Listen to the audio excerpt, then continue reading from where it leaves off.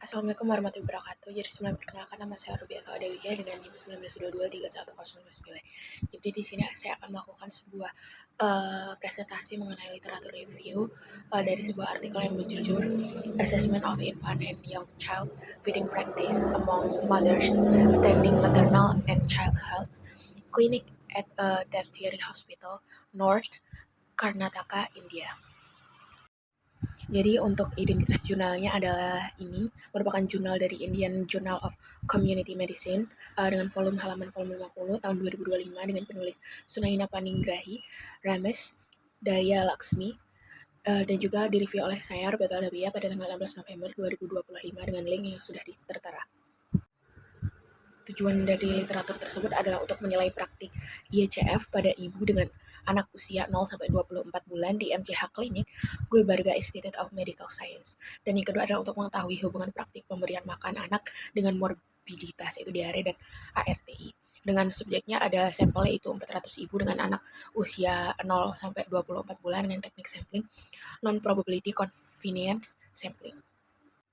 Lalu untuk metodenya adalah dengan desainnya sendiri ada cross-sectional dengan kurun waktu Oktober hingga November 2023 dan pengumpulan datanya dilakukan secara wawancara menggunakan kuesioner semi terstruktur berbasis indikator WHO IECF dan untuk analisis datanya adalah menggunakan SPSS 20 versi 20 lalu uji chi-square dan juga Fisher exact tes dengan p-value kurang dari 0,05.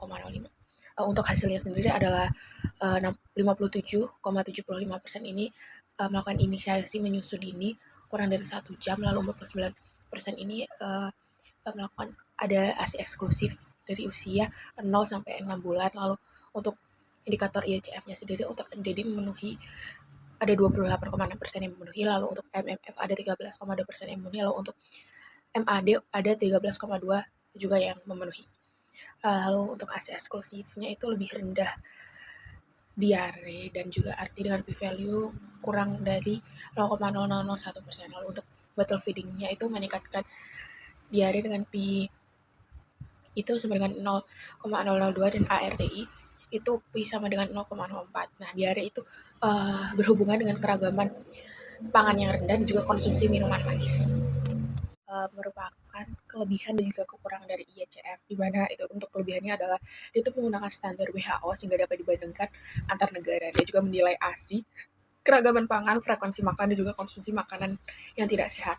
Nah, praktik IECF ini baik terbukti berhubungan dengan status gizi anak.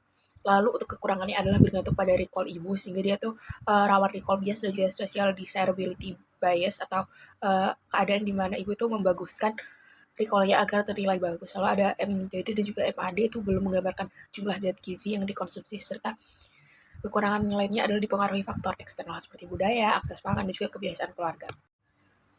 Berikut merupakan validitas dan reliabilitas dari IECF, di mana itu tuh memiliki validitas yang kuat karena mengacu pada indikator resmi WHO dengan validitas item 0,419 hingga 0,756 dengan reliabilitas 0,711.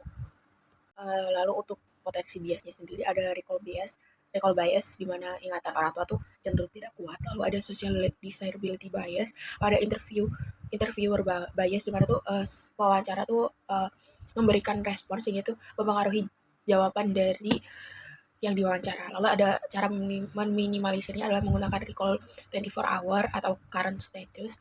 Lalu pelatihan pewawancara agar dia tetap netral, lalu menggunakan alat bantu visual seperti foto porsi makanan. Dan yang terakhir adalah menekankan bahwa jawaban ini anonim, sehingga tuh apapun yang diajak tuh benar, tidak ada salah dan tidak ada yang benar.